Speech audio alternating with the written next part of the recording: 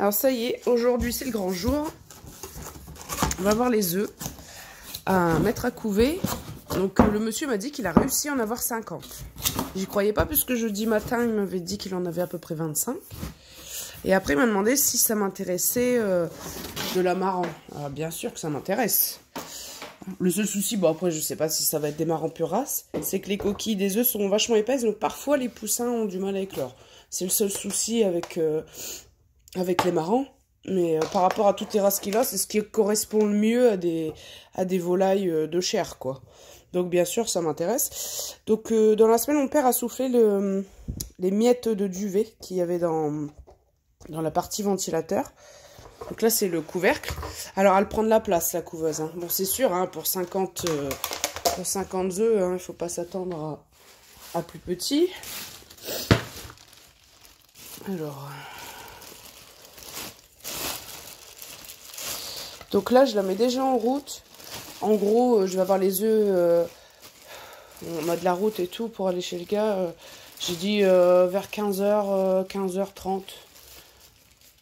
Avant, ça risque de pas être réalisable. Donc du coup, le temps qu'on revienne, etc. Je pense qu'il sera entre... ouais, ce sera un bon 16h30 ou au pire 17h. On sait jamais, des fois qu'on discuterait avec le gars. Bon, vu le temps qu'il y a dehors, le vent et la pluie, je suis pas sûre qu'on s'éternise de trop, mais... Hop, allez. Donc, là, la couveuse, il faut toujours la faire tourner un petit moment avant. Mais moi, j'ai pas de réglage à faire, c'est de la... Bah, c'est un réglage automatique. La température, elle est... comment dire, elle est fixe, hein. En gros, c'est une température médiane qui serait censée convenir au maximum de volailles possible. Alors, œufs de pigeon, ça, je peux pas vous garantir. Seule chose sûre, c'est que c'est poule, canard, caille. Et après, il y a, voilà, il y a peut-être d'autres espèces. Mais voilà, la température est fixe, ça c'est pas un paramètre que je peux... Attendez, je vais remettre le... Je dois trouver pour mettre la petite patte de retournement. Allez, je la clique là. Hop. Donc voilà, avec ma manivelle, bon, tout est flou. Voilà, avec ma manivelle, je fais le basculement des œufs. Donc avant de les ranger, ça c'est les adaptateurs d'œufs de caille. Donc là vous voyez 2 trous. Et cet adaptateur là, vous le mettez dans une cellule d'œuf de poule. Du coup, à la place d'un œuf de poule, vous pouvez vous faire incuber 2 œufs de caille. Mais bon là j'en ai pas du tout besoin bien sûr, donc je range. Donc je vais mettre en route Titine. Bon elle fait un peu de bruit mais c'est pas non plus une catastrophe, ça va encore. Je voulais dire un truc. Oui, ça me revient. Alors, tout le monde ne dit pas pareil, mais globalement, la plupart des gens se rejoignent à dire que les œufs, il vaut mieux les laisser reposer. Alors, toute la période de stockage de vos œufs, avant de les mettre à incuber, vous faites un retournement. Il ne faut pas non plus que les œufs soient conservés à une température trop élevée. Il ne faut pas qu'il y ait trop de manque d'humidité non plus pour pas que la poche d'air elle diminue de trop. Mais une fois que vous le mettez dans la couveuse, 2 ou 3 jours sans retournement des œufs. Vous touchez pas. Alors c'est pour que normalement, hein, c'est pour que le jaune d'œuf se stabilise bien au centre de l'œuf, puis que l'embryon prenne bien. Hop, attention, je branche.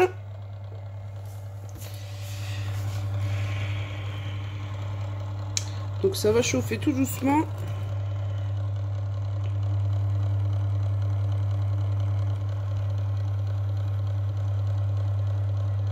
Humidité 50%. Bon, on va laisser tout ça s'installer, mais... Donc là, par exemple, vous voyez tous les boutons que j'ai. Voilà, ça vous donne des degrés Celsius ou Fahrenheit. Pareil.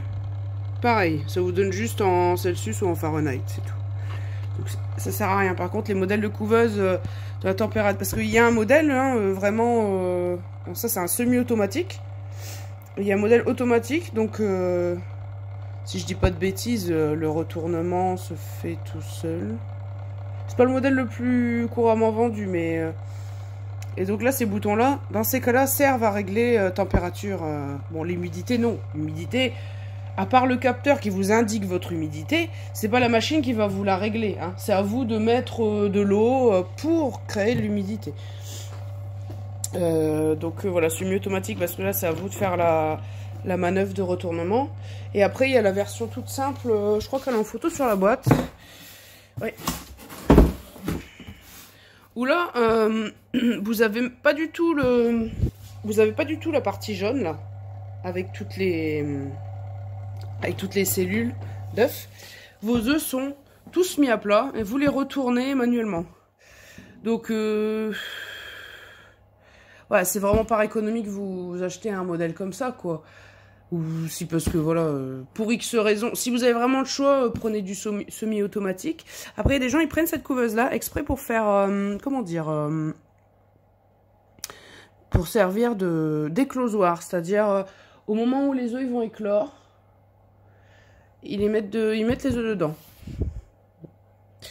Et je sais plus ce que je voulais dire d'autre. Oui, et là, je crois que sur ce modèle-là, je sais même pas si la température est affichée. C'est pareil, vous branchez, tout se fait tout seul. Mais je ne sais même pas si vous avez des données précises sur... Je ne sais plus. Mais bon, là, c'est vraiment un truc rudimentaire. Hein. Vous n'avez pas du tout pas du tout de quoi vous mettre vos œufs dans des cellules. Donc, bon. Hop. Donc, c'est vraiment ça. C'est vrai que c'est le modèle qu'on trouve le plus couramment. Et niveau qualité-prix, franchement, c'est top. Oui, alors qu'est-ce que je voulais dire aussi? Alors là, c'est une couveuse ventilée, donc du coup, si vous avez des petits œufs ou des gros œufs, c'est pas un drame. Par contre, quand c'est des couveuses statiques, c'est-à-dire sans ventilateur, la température, comme l'air chaud monte, la température la plus haute, souvent et celle qui est indiquée, doit être à peu près de 39 degrés. Pour être sûr que le bas des œufs soit au moins à 37, je crois, un truc comme ça. Bon, 38 ou 37, ouais, je crois qu'il y a 2 degrés d'écart, hein, ça doit être 37. Et dans ces cas-là, les petits œufs ont plus froid que les gros œufs, dont la tête de l'œuf est plus haute, donc plus chauffée. Mais quand c'est des couveuses ventilées, vous êtes moins embêté avec ça. Alors, j'avais lu aussi que quand une couveuse est surchargée, bon, quand c'est en ventilé, normalement, il n'y a pas de problème. Mais une couveuse surchargée, je crois que c'est quand c'est des couveuses statiques. Ça peut poser des problèmes, je crois. Et après, j'ai vu aussi, par contre, que du moins dans les couveuses ventilées, quand la couveuse est bien remplie, c'est encore plus stable pour les œufs. Apparemment, les températures, voilà, tout est plus stable. C'est bien d'avoir une couveuse très remplie, ou si vous avez par exemple que la moitié ou le tiers de capacité de la couveuse, c'est-à-dire là par exemple il y a 51 places, hein, admettons que j'ai seulement 20 œufs à mettre à couver. Je les réunis dans ce cas vers le centre. Je les éparpille pas dans les pourtours, hein. C'est vers le centre qu'il faut les mettre. Voilà, alors où est-ce qu'on en est? On est en train de chauffer à... Bon, c'est pas évident pour lire des fois. 30,1. Humidité, on a 30%. Alors moi, ce que j'avais fait la fois dernière, parce que oui, il y a des rainures dans le fond. En gros, il y a une rainure qui fait le tour de la couveuse. Bon, je suis bête. Je vais quand même vous le montrer parce qu'une fois qu'il y aura les œufs, je risque pas de vous le montrer. Alors, c'est un petit peu bête de faire la paresseuse. Alors, en gros, vous avez, alors je sais plus qui est la partie A, la partie B. Vous avez une rainure là, où vous êtes censé mettre de l'eau, et une autre rainure où vous mettez de l'eau aussi. Alors, je ne sais plus si en début d'incubation, on est censé mettre de l'eau dans la partie extérieure ou intérieure, et à la fin d'incubation, dans les deux parties. Alors, le problème, c'est que vous êtes obligé de pousser tout votre matériel à chaque fois pour y accéder. Sachant que juste avant l'éclosion, tous vos œufs, bah, comme pour le modèle de couveuse manuelle, tous les œufs sont à plat ici. Alors vous imaginez la fragilité du truc, c'est à chaque fois que vous devez tout soulever pour mettre votre eau dans les trous. Bon, mais à la fin, voilà, vous êtes obligé hein, quand même de mettre de l'eau dans les deux parties. Mais sinon, normalement, pour la période jour 1 à jour 18, votre humidité ambiante dans votre maison est censée être quasiment suffisante. Le problème, c'est qu'en hiver, l'air dans la maison est plus sec. Moi, la dernière fois, il n'y a pas encore le chauffage. J'avais fait éclore les œufs mois de septembre. Donc, de tout début septembre, le premier jour de septembre. L'éclosion, ça a été le 26, je crois. Donc, il n'y avait pas de chauffage. On va me mener la vie dure, lui. Je l'ai mis à l'envers, moi, c'est sûr. Il n'y a pas de chauffage comme là. Là, je crois que je vais avoir un air un peu plus sec. Hop. Donc là, l'humidité qui va être indiquée, ça va être que mon humidité ambiante. Hein. Hop. La dernière fois, j'étais naturellement dans les 40%. Alors, vu que l'humidité est parfaite, enfin parfaite, voilà, vous pouvez jamais être tout le temps pareil, mais du jour 1 au jour 18, c'est 45% d'humidité. Et les 3 derniers jours, 70%. Voire 75. Oula, 21%, ça fait un peu beaucoup. Là, je verrai bien. Si mon humidité est trop basse, c'est pour ça qu'il faut tester avant. Hein, je m'adapterai. Parce que la dernière fois, ce que j'avais fait, juste pour augmenter suffisamment l'humidité, c'est que j'avais rempli un petit verre à liqueur d'eau. Et ça avait suffi, largement. Pour avoir... alors, j'étais entre 40 et 45 d'humidité. Donc... ça allait très bien. La poche d'air, ça se développait comme il fallait. C'est le principal. Alors, tester qu'un petit verre d'eau. Oui. Et donc, moi, j'avais testé les deux cas. Hein, en ne remplissant que la partie extérieure d'eau ou que la partie centrale d'eau. Dans les deux cas, mon taux d'humidité était trop élevé. Bien plus que 45. J'étais dans les 60%. Alors, c'est pas possible, hein, parce que là, la poche d'air, elle va être trop petite. La poche d'air dans les œufs. En gros, bon, ça, j'expliquerai au fur et à mesure quand on va mirer les œufs. Mais la poche d'air, donc c'est ce qui permet au poussin de respirer avant l'éclosion. Plus votre air de couveuse est sec, plus il manque d'humidité. Moins la poche... attendez. Plus il manque d'humidité, plus la poche d'air va se développer. Vous allez avoir une grosse poche d'air. Par contre, quand vous avez un trop gros taux d'humidité... on va dire qu'en gros, l'œuf va pas pouvoir perdre suffisamment de son humidité, il va pas sécher suffisamment et la poche d'air va être trop petite, ce qui fait que le poussin n'aura pas assez d'air pendant la période pré-éclosion. Parce qu'en fait, première étape, il perce sa membrane. Donc, quand vous écalez des œufs, vous avez bien constaté que sous la coquille, il y a une petite membrane blanche. Hein, il va percer la membrane pour respirer dans sa petite poche d'air et après, il va percer l'œuf. Mais si ça commence mal et que le poussin n'a déjà pas suffisamment d'air pour respirer, ou alors que la poche d'air est trop grosse, donc que le poussin n'a pas assez de place restante pour lui, pour son corps, dans les deux cas, ça pose problème. Donc voilà, vaut mieux respecter quand même les taux. Donc là, je vais mettre mon petit verre à liqueur. Là, je suis quand même un peu basse dans mon humidité. Hop là. Donc voilà, je mets un verre de liqueur à l'extérieur. Donc là, je crains que cette fois-ci, ça ne suffise pas juste un petit verre de liqueur. Mais j'ajusterai au fur et à mesure. Donc là, il faut laisser tourner la couveuse. Et puis après, on voit ce que ça donne dans les taux. Donc, comment dire, votre taux d'humidité, c'est-à-dire... je sais pas comment vous l'expliquer. Bon, admettons même que j'ai un petit peu plus de place ici pour mettre un verre ou un bol. Admettons. Bon. Vous pourrez, par exemple... faudra un verre vachement haut. Bah, tiens, voilà, c'est parfait, là. C'est parfait. Admettons que ce verre-là, je le remplisse d'eau.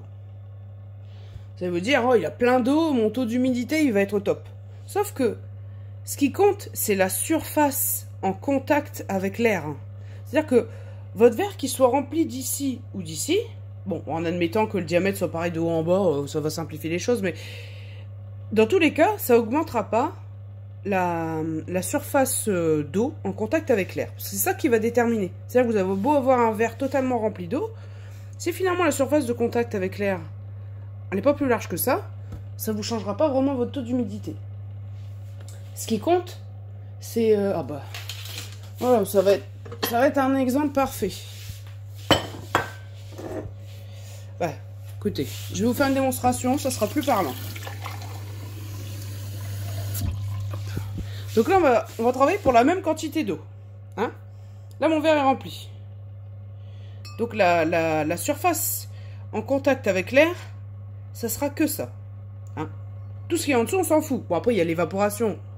Donc forcément, plus vous avez d'eau dans votre verre, moins vite vous serez obligé de rempoter votre verre d'eau. Mais ça, on s'en fiche. Là, on parle vraiment de ce qui va déterminer le taux d'humidité. Pour la même quantité d'eau, le verre, je le verse là-dedans. Vous aurez un taux d'humidité bien plus fort avec ça, car la surface d'eau en contact avec l'air est beaucoup plus grande. Alors, je ne saurais même pas vous dire à vue d'œil. 2, 3, 4, 5. Je dirais même 6 fois plus grande que le verre. Là, vous pourrez avoir beaucoup plus d'humidité. Alors, je peux peut-être pas vous dire 6 fois plus, mais en tout cas, la surface d'eau en contact avec l'air est 6 fois plus grande que dans ce verre-là, pour la même quantité d'eau. Donc, si ça peut vous permettre de comprendre un peu mieux comment ça se passe pour augmenter ou réduire les taux d'humidité. C'est pour ça que moi, je m'étais contentée d'un petit verre à liqueur, parce que mon taux d'humidité était presque bon. C'est juste pour le rajuster. Bon, là, par exemple, vous voyez, on a 22%. C'est pas top. Je crois que je peux directement aller rechercher d'autres verres. Donc, j'avais pas besoin d'une grosse surface d'eau pour augmenter mon humidité, pour l'augmenter. Pour l'ajuster juste à mes besoins, parce qu'il n'y a pas besoin de beaucoup. Donc pas besoin de beaucoup de surface d'eau. Là, je vois si vraiment ça fonctionne pas. Je suis obligée de remplir le dessous de la couveuse d'eau. Mais ça m'arrange pas du tout, parce qu'avec les œufs mis en place, pour accéder... Ouais, je crois d'ailleurs, c'était l'anneau extérieur, normalement, qu'il faut remplir d'eau. Parce que pour accéder à l'anneau intérieur, c'est même pas possible avec les œufs une fois mis en place. Parce que j'ai la flemme de sortir la notice, là. Eux, ils disent, voilà, de remplir l'anneau extérieur du jour 1 au jour 18. Et après, en plus, hein, pas à la place, hein, mais en plus, remplir la rainure intérieure d'eau pour les 3 derniers jours. Enfin, moi, je trouve ça un peu merdique comme système, j'avoue. Bon, pas tout avoir. Pas avoir une couveuse avec une grande capacité, pas trop chère, et puis que ce soit pratique. Hein, des couveuses qui sont vachement évoluées, etc. C'est carrément des tiroirs d'eau à remplir. C'est beaucoup plus pratique d'accès, quoi. Donc, j'espère y arriver avec mes petits verres. 24%. Là, je vais rajouter le verre à liqueur. Faut pas que ça gêne pour le retournement non plus.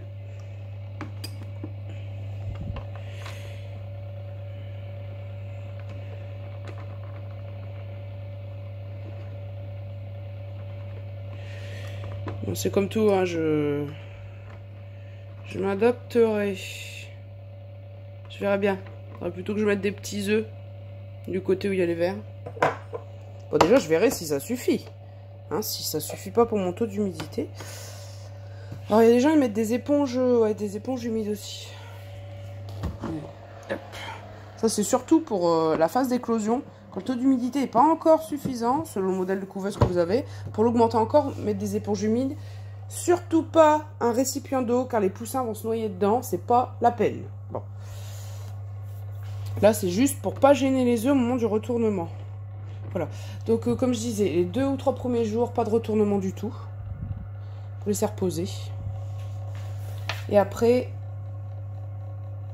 il faut les retourner, idéalement, à un nombre impair de fois dans la journée. Alors, c'est pas la peine de vous exciter de retourner vos œufs 7 fois. Faut pas non plus qu'ils soient dans un manège, les œufs. Bon, ça sert à rien. 3 fois, c'est suffisant. Alors, certains vont dire, ah, c'est mieux 4-5 fois. Bon, quitte à choisir entre 4 ou 5, ça sera toujours le chiffre impair 5. Pour que vos œufs se trouvent toujours dans la position opposée à laquelle ils étaient la veille au soir. Bon, ils sont pas fécondés, mais j'ai des œufs. Alors, autant les prendre pour faire une démonstration. Je vais mettre un œuf. Oula, ça sera un peu plus parlant, je pense. Bon, je vais le mettre tout au début pour bien le voir. Que vous avez votre œuf. Bon, là pendant 3 jours. J'aurais peut-être dû prendre un œuf un peu plus foncé, ça se verrait mieux. D'ailleurs, hein, les œufs la pointe vers le bas. Alors, c'est pas l'œuf le plus pointu du monde. Attendez, je vais peut-être vous en trouver un. J'ai une de mes Sussex qui me fait des œufs bien pointus, ça. Ah là, il n'y a pas trop de doute possible. Donc, hein, là, c'est le côté arrondi. Là, c'est le côté pointu. Vous mettez les œufs. Décidément, hein, le flou. Vous mettez les œufs pointe en bas. Puisque la poche d'air est sur le côté arrondi de l'œuf. J'en avais un qui était extra pointu. Je l'ai plus, bien sûr. Il est un peu pointu, mais c'est pas non plus... J'en avais un, il était tellement pointu, on n'arrivait même pas à le ranger là. On l'a pas, bien sûr. Il y a des œufs où c'est beaucoup plus compliqué. Bon, déjà, lui, il est vachement rond, par exemple. Lui, ça va, il est quand même assez, ouais, assez pointu. Ça rend moins bien en vidéo, hein. Lui, il est vachement rond. Alors, c'est un peu chiant à déterminer. Alors là, ça c'est... Là, je crois que c'est là, la pointe. Mais c'est un peu chiant aussi, celui-là. Pour déterminer le côté pointu. Donc, des fois, ça m'arrive une fois de m'être trompée. Et puis, au mirage, j'ai vu où était la poche d'air. Parce qu'au bout de quelques jours, enfin, c'était même au bout d'une semaine, j'ai évité de les toucher, de les manipuler trop avant une semaine. J'ai vu que mon œuf était à l'envers, quoi. La poche d'air... T'es pas dans le bon sens. L'œuf, je savais pas dire où était le côté pointu. Puis, alors, ouais, normalement, on peut le déterminer en mirant les œufs, même si même si l'incubation n'est pas encore en route. La poche d'air est toute petite, normalement, on peut le voir. Et je sais pas, soit j'avais pas bien regardé, ou soit, franchement, j'en avais aucune idée et j'avais mis l'œuf à l'envers. Bon. Je ne sais plus de mémoire si c'était un des œufs qui a éclos par la suite ou il y a eu l'embryon, mais bon, c'est pas un drame non plus. Faut mieux s'en rendre compte au bout d'une semaine que pas s'en rendre compte du tout, mais voilà, c'est pointe vers le bas, hein. Donc, je vais peut-être le mettre là. Je voulais vous montrer pour les retournements. Donc,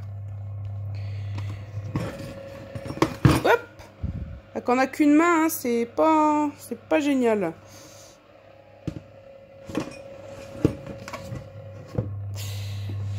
Donc voilà, au début, mon œuf, je ne vais pas... Bon, finalement, un œuf foncé, on voit pas mieux, hein. Bref, mon œuf, j'y touche pas en 3 jours.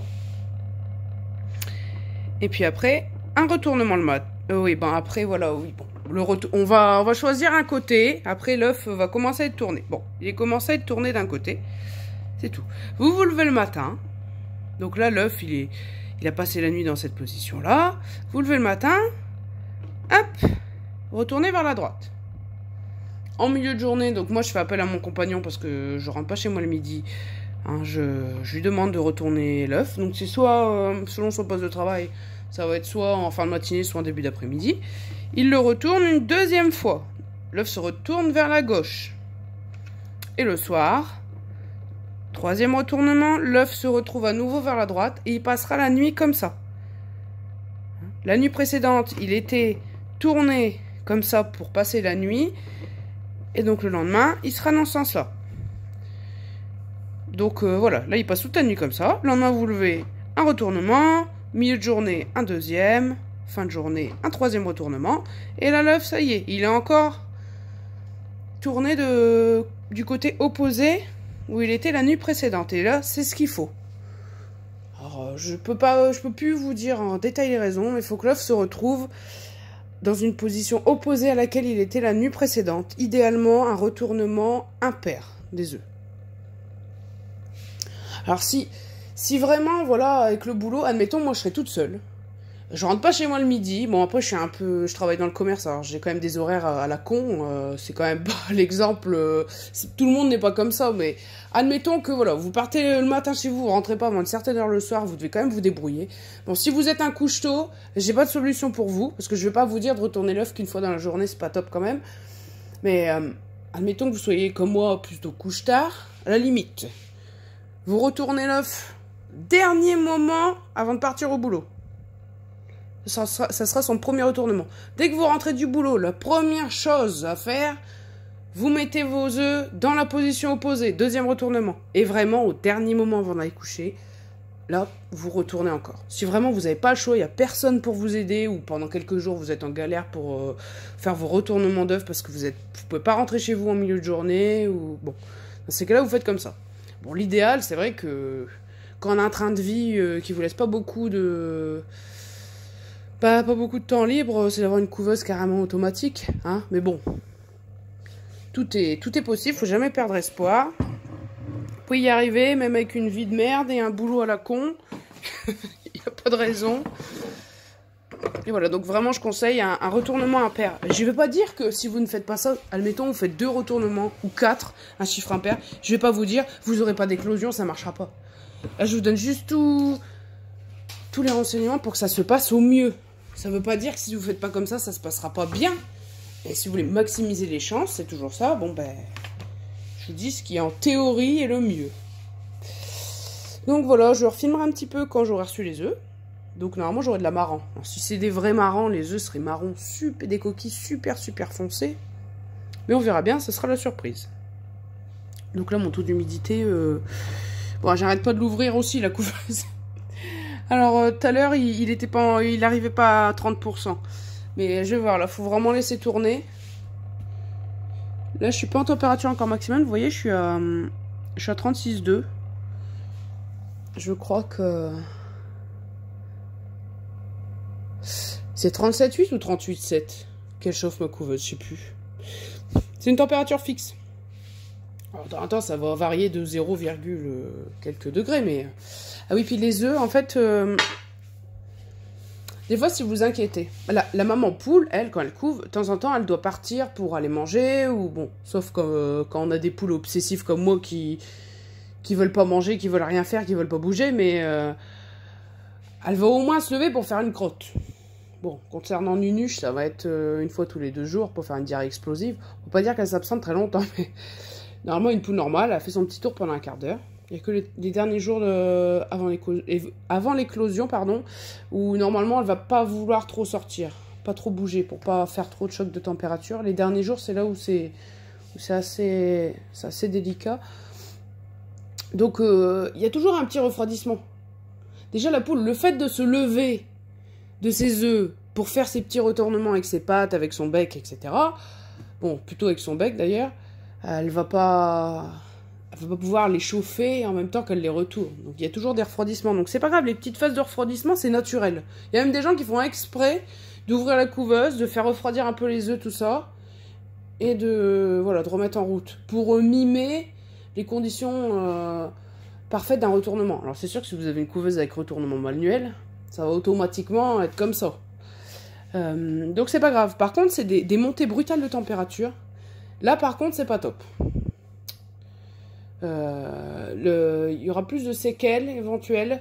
Souvent, c'est plutôt quand vous avez un problème technique avec votre couveuse, hein, pour avoir une montée brusque de température. Et là, par contre, c'est pas top. Alors que des refroidissements, faut pas s'inquiéter parce que dans la nature, il y en a naturellement. La maman poule, elle bouge un petit peu. De temps en temps, elle s'en va de ses œufs avant d'y revenir, donc c'est normal. Hein, donc, à 27%, je crois que j'arriverai péniblement à 30%. Hein, il y a des chances pour que je doive changer de technique pour augmenter mon humidité. Bon, voilà, le tout, c'est que, quitte à mettre les œufs à incuber quelques heures plus tard que prévu, le principal, c'est d'avoir fait ces réglages avant de mettre les œufs. Hein. Voilà, bon, ben, je vous refilme ça tout à l'heure quand on aura été chercher les œufs. Il fait un temps... Je sais même pas si on peut se représenter les brosques devant là. Ah la vache. J'ai même peur que quand nous vendons mon taux de poulailler, regardez aux plumes des poules, j'ai peur que mon taux de poulailler il s'arrache. Je serai obligée de le tenir d'une main pour faire le nettoyage. C'est la cata, hein. Vraiment la catastrophe. Tempête, on dit que le vent chasse la pluie, mais hein, pas forcément, hein. Bon. Oh là là. Quelle horreur. Quelle horreur, quelle horreur. Ça souffle. mes bicounettes. On va aller au boulot quand même. Hein. J'ai jamais été aussi rapide pour nettoyer les poulaillers. Une demi-heure de chrono.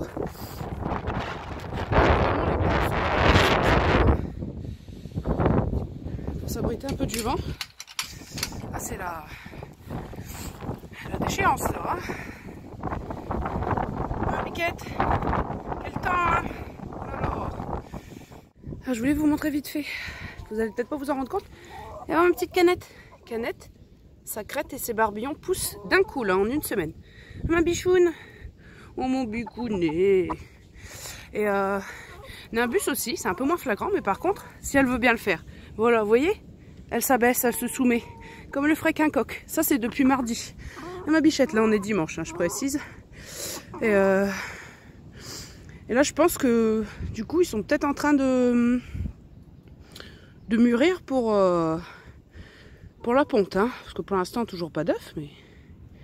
Oh, vous êtes des petits bijoux. Oh là, tu me fuis. Oh. Ah ouais, parce que franchement, le fait de s'abaisser comme ça, j'étais surprise mardi. Je voulais même pas la caresser, c'est que j'avais passé mon bras au-dessus d'elle pour faire passer la mangeoire. Puis d'un coup, je la vois qui s'abaisse. Je dis, ah bon? Et ouais, Canette, là, vraiment, ça se voit bien. Hein. Crête et barbillon l'espace d'une semaine. Donc, on verra hein, si tout suit son cours. Normalement, la ponte, ça devrait être dans les semaines à venir, hein, logiquement, le début de ponte. Voilà, c'était juste pour vous montrer ça. Là, on va retourner vite fait à la maison pour montrer la couveuse. Avec 2 verres à liqueur, ça semble être suffisant pour l'humidité. Hein, comme quoi, fallait pas s'impatienter, fallait laisser tourner un petit peu. J'ai regardé tout à l'heure, j'étais à 42%. Pouh la vache, qu'est-ce qu'on a mis à la maison? Mon pompon, il est tout mouillé. Alors, je vais peut-être éteindre la lumière, on verra mieux. Oui. Alors, 42%. Donc la température, elle n'est pas encore au top là. Hein, 37,7. Je crois que c'est 38,7 ou 38,4. C'est dans les 38, hein, la température fixe normale. Donc, un verre à liqueur ici. Un autre ici. 2 c'est tout, ça a l'air d'être suffisant. Donc si voilà, si le taux est entre 40 et 45%, c'est impeccable. Donc là 42, on est bon. Oui, petit à petit la température là va augmenter. Donc c'est bien hein, de la faire tourner un moment en avance. Hein. Oui. Donc voilà, il n'y aura plus qu'à mettre les œufs tout à l'heure. Donc je pense que je vais quand même les mirer. Donc dans une pièce dans le noir avec une lumière par en dessous. Alors la lumière du flash du téléphone c'est impeccable. Pour voir s'ils sont pas fissurés. Hein. Vérifie bien le sens de la poche d'air. Puis je vais les numéroter de 1. Bon, s'il y en a bien 50 et qu'il n'y en a pas un qui est fissuré ou cassé, bon, j'ai numéroté de 1 à 50 d'un côté de l'œuf. Comme ça me permettra, au crayon de bois, hein, surtout pas d'encre liquide. Comme ça me permettra aussi de faire un repère. Quand par exemple je les prends pour les mirer ou je les manipule. Pour, voilà, par rapport à l'écriture, comment l'écriture est tournée, ça me fera aussi un repère pour remettre l'œuf exactement tourné de la même façon.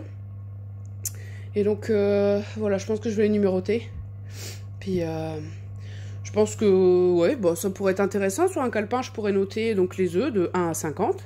Et puis, noter l'œuf numéro 1, 2, 3, lesquels m'ont l'air d'être fécondés, lesquels ont l'air d'avoir un bon développement, lesquels on semble avoir tel ou tel problème. Du coup, ça pourrait être intéressant de prendre des notes. Que je pense que je vais faire ça. Donc voilà, il faudra tous les mirer, voir s'il y a des fissures ou pas. Et comment dire, puis déjà bien visualiser la poche d'air. S'il y en a qui sont éventuellement trop ronds pour être sûr de l'emplacement de la poche d'air. Et du coup, faire un petit marquage au crayon de bois, quoi. Alors, vous voyez, mon taux d'humidité, il est à 49%. Alors, je vais peut-être enlever un verre à liqueur, voir ce que ça donne. Et puis, bon, bah, si ça tendance à chuter en dessous de 40%, bon, je laisserai 2 verres. Et sinon, je vais peut-être me contenter d'un seul verre à liqueur. On verra bien. Et la température, on est à 38, à 37,9. Donc, en fait, je me suis trompée. C'est bon, après, la dernière fois, il faisait un peu plus chaud début septembre. Elle est peut-être 38 ou légèrement en dessous, je ne sais plus. De toute façon, c'est pas un paramètre que je peux régler. Donc là, je vais mettre les œufs en couveuse. Donc j'en ai eu 2 en rab, du coup j'en ai 52, mais j'ai que 51 places. Donc bref, là je vais déjà mettre tous ceux que j'ai numérotés. Vous voyez, j'ai tous, voilà, j'ai tout numéroté. Et là, c'est les œufs marrons ou apparentés marrons. Il y a vraiment ceux-là, ils sont vraiment très très foncés. Ceux-là un peu moins, ça tombe, c'est peut-être de la poule rousse, mais c'est un peu plus foncé que de la poule rousse quand même. Donc je les ai mis à part, et comme on n'arrive pas très bien à lire, j'ai entouré en plus le chiffre. Et j'ai numéroté de façon à ce que ceux-là se retrouvent plutôt vers le milieu de la couveuse, on va dire la meilleure place, hein, entre guillemets. Puisque c'est vraiment très intéressant des marrons. Par contre, j'ai pas calculé un truc, c'est que... Ouais, d'accord, ils sont marrants. Le petit bitonio, là, il gêne pour l'œuf. Donc là, je vais peut-être chercher des œufs plus petits pour remplacer les mauvaises places. Hein. Ces 4 emplacements-là. Moi, je les avais pas utilisés la fois dernière, je peux pas savoir. Donc, je vais essayer de changer mes numérotations. Alors ça y est, j'ai déjà placé aux emplacements un peu compliqués les œufs les plus petits. Il y a aussi cet emplacement-là. Comme l'œuf est un petit peu penché vers ici. Là, ça le fait un peu moins. Et celui-là aussi, c'est pareil. Donc, c'est-à-dire que l'emplacement d'après ne doit pas être occupé par un œuf trop gros. Parce que, à la base, le numéro 2, c'était celui-là. Sauf que problème, gêné par l'œuf d'à côté. Bon, hein. Du coup, j'ai refait un échange. Le numéro 2, c'est un petit œuf. Du coup, ça passe nickel. Normalement, pour les autres places, je devrais pas avoir trop de soucis. Normalement, j'espère. Numéro 4.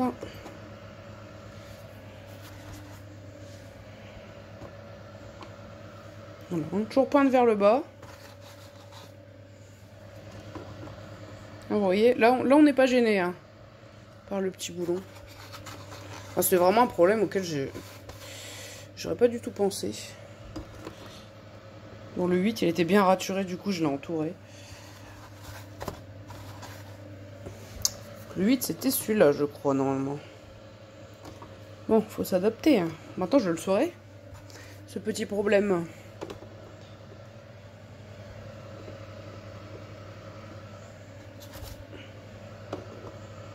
J'avoue quand même que cette couveuse, si vos œufs de poule sont trop gros, parce que là je vois c'est un peu limite, si vos œufs de poule sont trop gros, vous risqueriez d'être plutôt embêté pour tous les mettre. Hein.